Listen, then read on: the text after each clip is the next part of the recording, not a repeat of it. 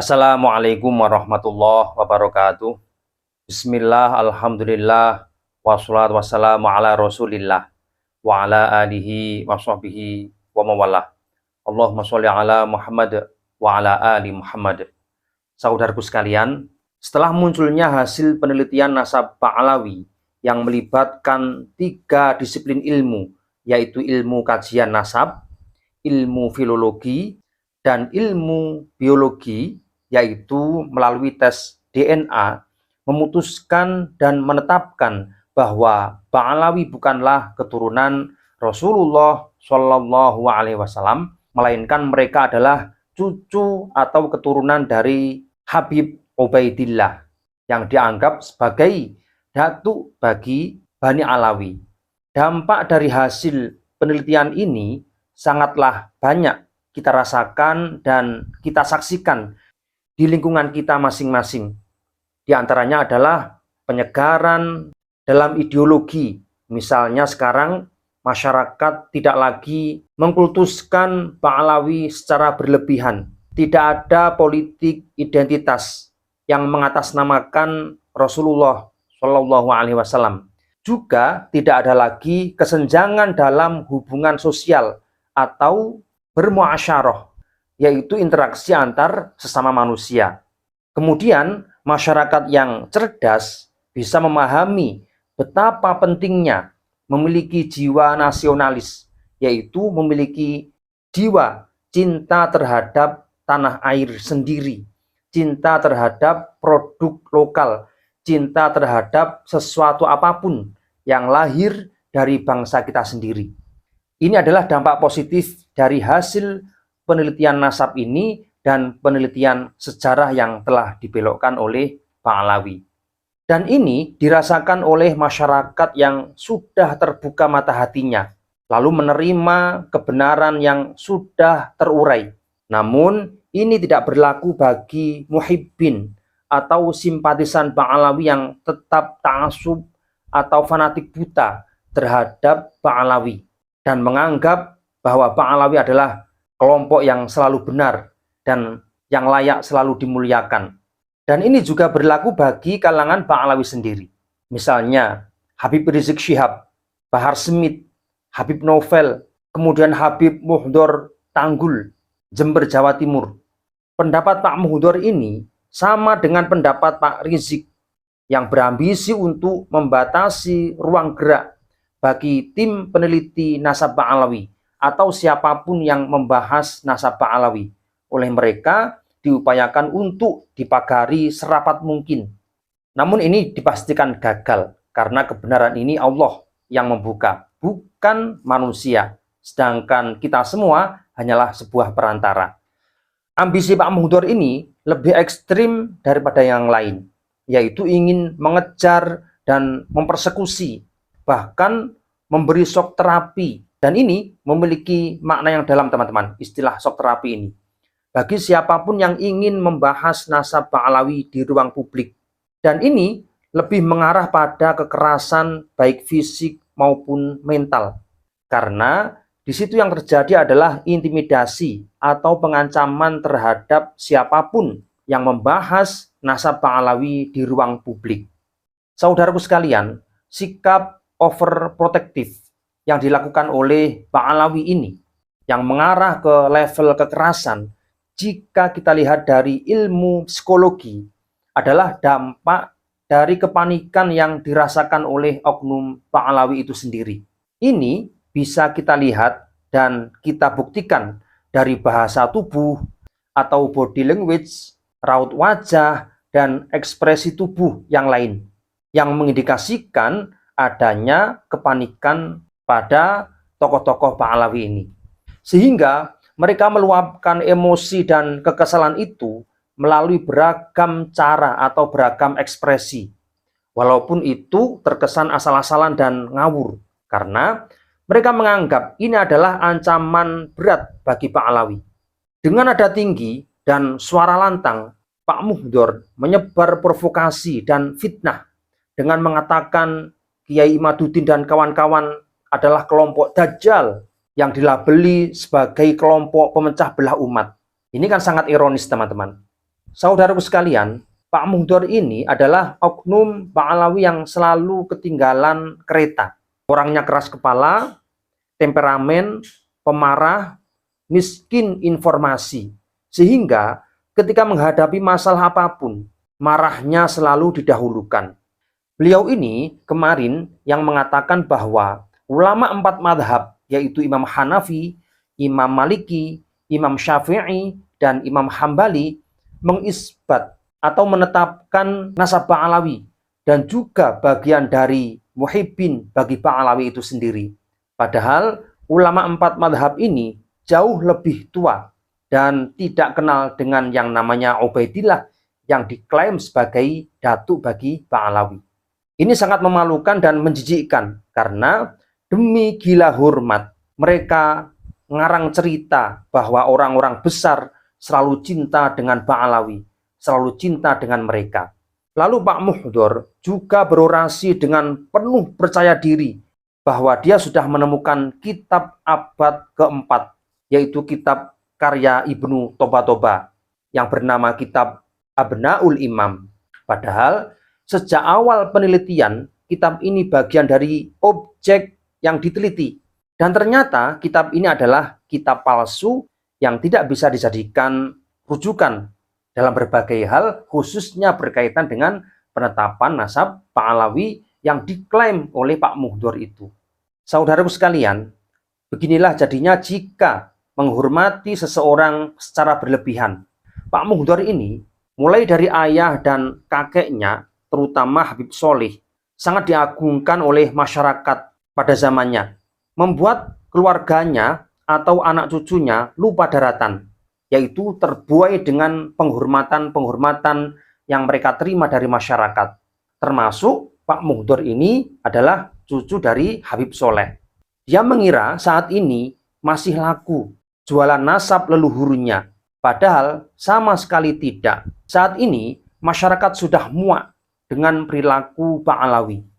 Demi bertahan hidup, harus rela menjadi penipu dengan memalsukan nasab Rasulullah Shallallahu Alaihi Wasallam yang diakui sebagai datuk bagi Ba'alawi.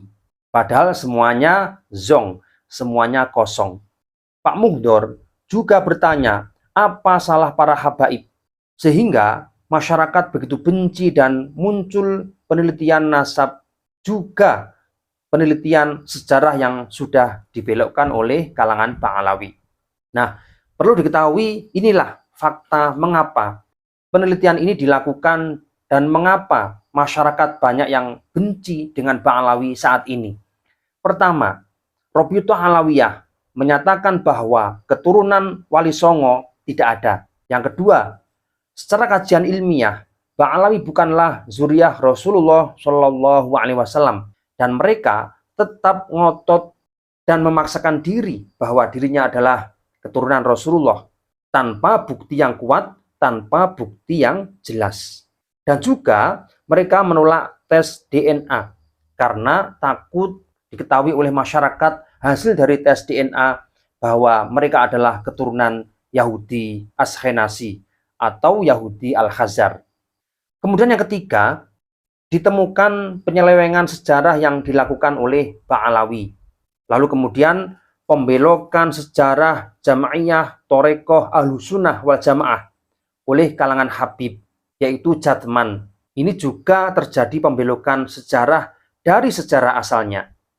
Lalu berikutnya adanya pembelokan sejarah NU atau sejarah Nahdlatul Ulama.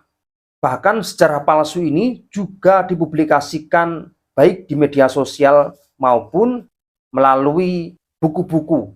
Kemudian munculnya permasalahan-permasalahan di luar kajian nasab, yaitu penghinaan terhadap kiai-kiai Nusantara, penghinaan kepada masyarakat pribumi Nusantara, kemudian munculnya kesombongan dari para habaib ini, lalu adanya pemalakan dan pengambilan harta secara paksa, pengambilan istri orang lain oleh kalangan Habib, dan ini semuanya ada buktinya. Ini semuanya adalah fakta, bukan hanya framing atau hanya isu semata. Hal inilah yang memantik permasalahan Habib ini semakin besar, dan jika dibiarkan, maka akan berbahaya bagi keberlangsungan hidup di tanah air tercinta ini, baik secara keorganisasian, secara keberagamaan, maupun secara sosial kebangsaan. Maka kita sepakat untuk membahas ini secara publik. Tapi Pak Muhdor ini dan gerombolannya ingin melakukan shock terapi, ingin mempersekusi. Padahal ini adalah kata lain dari intimidasi atau pengancaman. Perlu diketahui bahwa menyampaikan pendapat di ruang publik ini dilindungi oleh Undang-Undang Dasar 1945. Apalagi yang kita bahas ini adalah fakta ilmiah dan fakta sejarah. Tentu memiliki nilai kemanfaatan tinggi bagi masyarakat, khususnya untuk peningkatan kekayaan khazanah keilmuan kita. Dan ini diatur dan tertuang dalam pasal 28 Undang-Undang Dasar 1945 yang berbunyi, kemerdekaan berserikat dan berkumpul, mengeluarkan pikiran dengan lisan dan tulisan dan sebagainya ditetapkan dengan undang-undang. Ini bunyi daripada undang-undang yang mengatur dan melindungi kita ketika kita mengutarakan pendapat, baik melalui lisan, misalkan lewat video seperti ini, atau melalui tulisan atau karya, semuanya terlindungi oleh undang-undang tersebut. Nah, melihat pasal ini, maka siapapun tidak punya hak untuk melarang, mengintervensi, dan menghalang-halangi kajian ilmiah berkaitan dengan nasab Ba'alawi ini. Lalu mengapa Pak Muhdor menghalang-halangi dengan mengerahkan massa, mengerahkan gerombolannya, yang mana gerombolan itu diduga adalah mantan gerombolan FPI yang sudah dibubarkan atau bagian dari organisasi terlarang di Indonesia. Lalu kemudian mereka mengancam akan mengejar siapapun yang membahas nasab Ba'alawi. Perhatikan teman-teman, Pak Muhdor ini bisa terkena pasal berlapis jika dia tidak bertaubat. Kemarin dia berkuar-kuar, jika keamanan tidak bisa menghentikan ini, maka kami akan bergerak sendiri. Padahal keamanan ini yang bertanggung jawab seluruhnya di masyarakat. Lalu mereka akan melangkah lebih jauh, melebihi daripada keamanan. Maka ini akan berbahaya bagi Pak Muhdor dan kawan-kawan. Berhati-hatilah. Nah, Pak Muhdor akan terkena pasal berlapis, diantaranya yaitu pertama, pasal intimidasi, yaitu tindakan yang dilakukan seseorang atau sekelompok orang untuk menakut-nakuti atau mengancam orang lain dengan tujuan memaksa atau mempengaruhi. Ini sudah diatur dalam pasal 335 KUHP, Undang-Undang Dasar Nomor 1 Tahun 1946. Dan ini pelakunya akan dipidana penjara, yaitu 1 tahun 4 bulan atau denda Rp4.500.